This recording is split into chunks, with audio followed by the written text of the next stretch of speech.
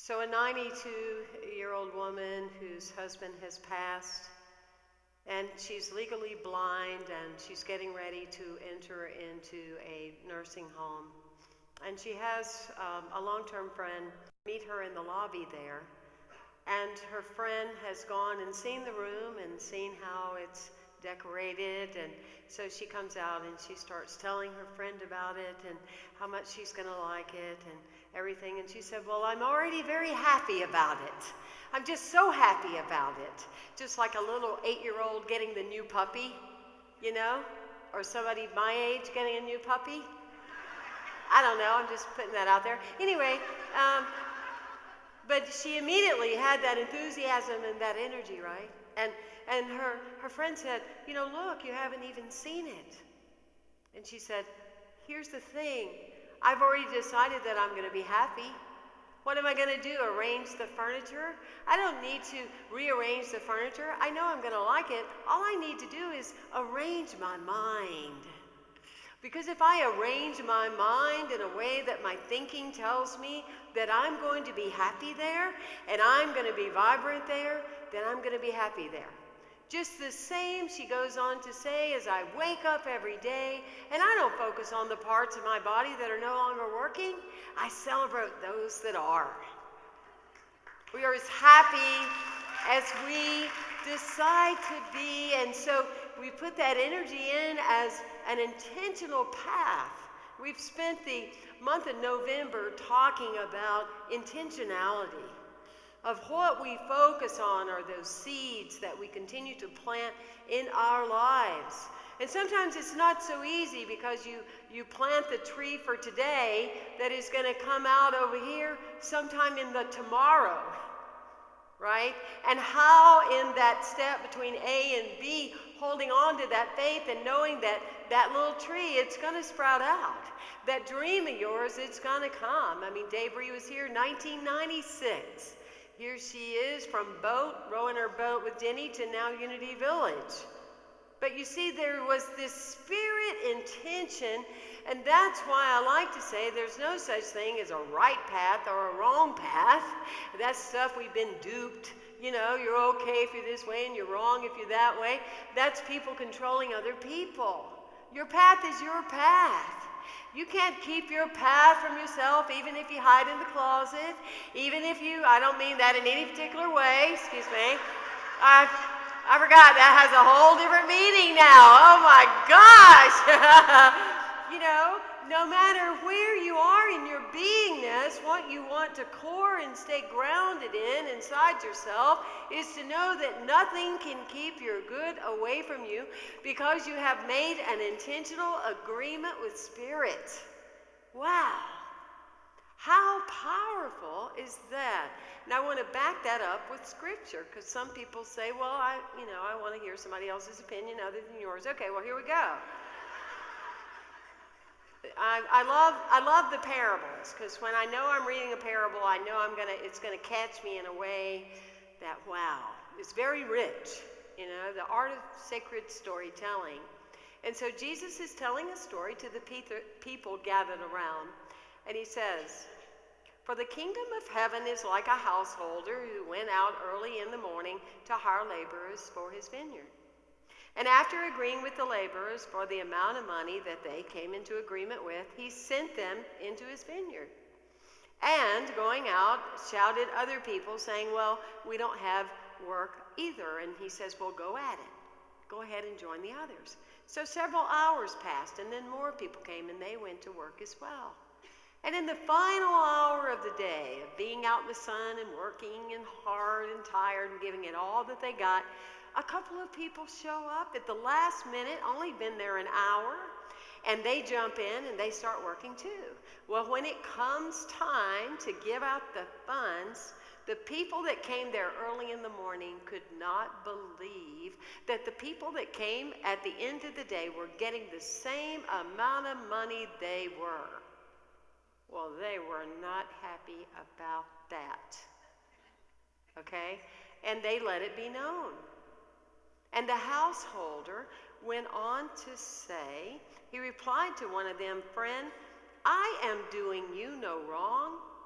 Did you not agree with me for the amount of money that we said you would have? And the person, therefore, had to say yes.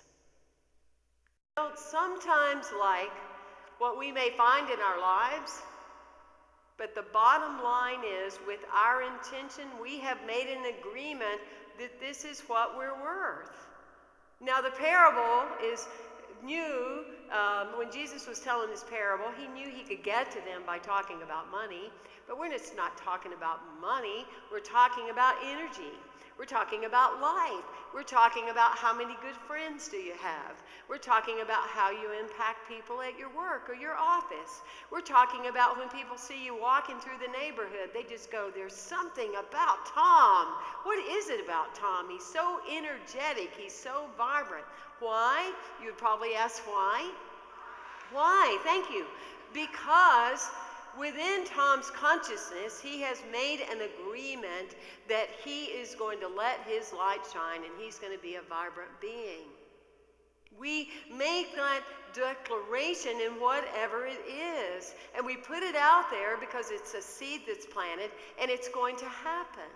The other part about this parable that I understand and believe for myself is we get to a place in our lives where we realize we don't have to show up early in the morning and work all day in the hot sun.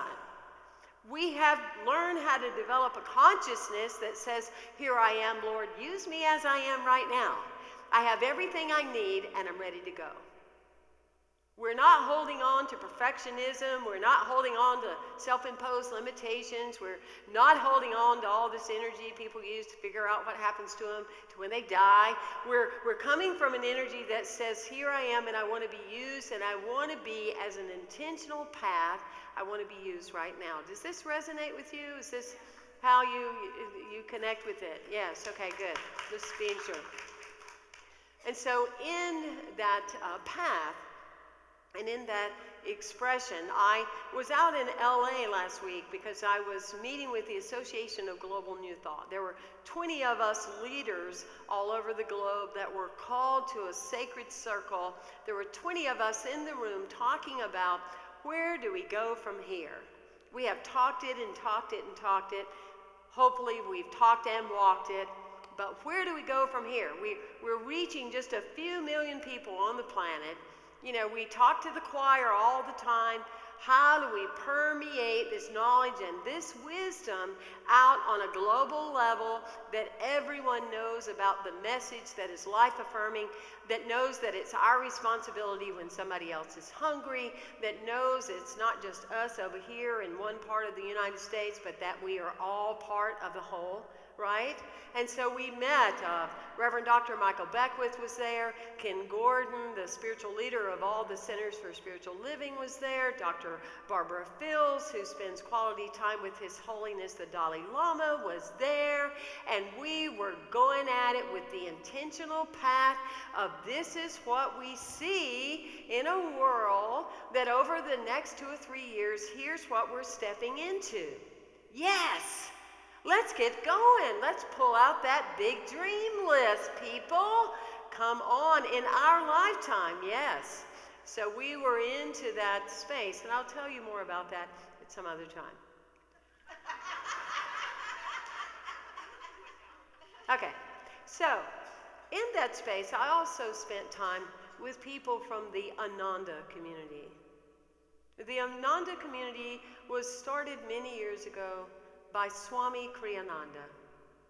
And Swami Kriyananda was the direct disciple of Yogananda, the autobiography of the yogi, Yogananda. And as a direct disciple, then Swami heard the message and went, I'm in. This is such a powerful message of yoga and the practice of simplicity that I'm going to dedicate my life to it. No sooner than he got started, he worked every day, getting just a little bit of money to get things going. And he talked to people about living in an intentional community. And they built 22 homes. They were just getting off the ground, and a natural fire came in and burnt 21 of the 22 homes down. Well, you know, many people right then would have stopped. But the fire without became the fire within. And they got more dedicated and more energized. And now there's 300 of them that live in Nevada City in California, and they have 8 of these cities throughout the world. And they've created a movie called Finding Happiness, and we'll see it here. I want you to see it. It moves you. You cannot watch it and not be moved. Not that every one of us is going to live in an intentional community, but there's pieces of it that you can take back home and start today. Yes? Because there's always some kind of golden nugget that we can take to something and with something. And Ananda means joy. But this man spent his life dedicated to this energy, right?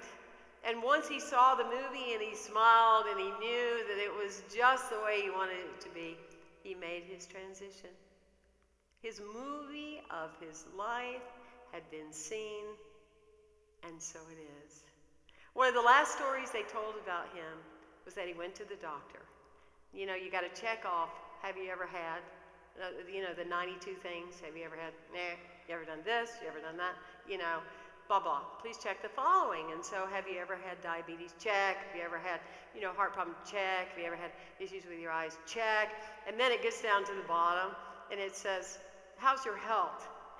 And Swami put, it's excellent. Absolutely excellent health. Because he was intentional on his path. What about you? Where you are, your intention on your path. The best is yet to come. There's so much more that we don't know. Know, and what we know is an old paradigm. And who we were is just part of that cellular byproduct of what we're carrying with us. But the unknown is to me, the most exciting part. Because I don't know. Don't you love being like, you just look over there and you go, I don't know? Don't you love that? Some of you are working on that, I can tell. All right, well, we'll pray. We'll just pray about that. But when you're coming from a place of intention, you can trust that process. I'm looking at one of my beloved friends, John, and I went to Cincinnati. I was called to speak in Cincinnati. I wasn't really sure why I was called there, other than it was Unity, and I love all my brothers and sisters there. But I ran into John there, and John tells me that, he's been here visiting St. Pete, and he really wants to make this his spiritual home. And he said, well, we have this issue. Our house hasn't sold. And I said, John, have you set your intention? Have you just said, hey, God, here's the thing. Sell the house. Let's go. And within weeks, he had sold the house, relocated here to St. Petersburg. Intentionality, right? Intentionality. The power of your energetic being. The presence and power of your life. I'm going to close with a story of a wonderful swimmer. Her name was Florence Chadwick. It was 1952, and she decided she was going to swim from Catalina Island to the shores of California. It's 22 miles. So she was swimming away, and she had her escort boat with her, and boats, and she's just going and been at it for quite a while. And the fog comes in, and the storm comes in. And so then she gets kind of confused. And then she started thinking about the storm and the fog instead of what her intentions were. She surrendered, and a boat came and picked her up. It took them a long time to tell her she was only 1/5 of a mile from finishing her destination. Let's not let that be ourselves.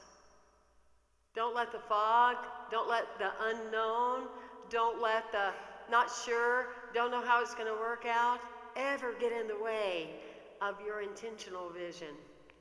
God's got a plan for you. It'll get you out of a boat like Davery. It'll get you onto your other dreams. But you're good. it will find you, for it is yours and it has your name on it. Thank you for being here today. God bless you. Thank you.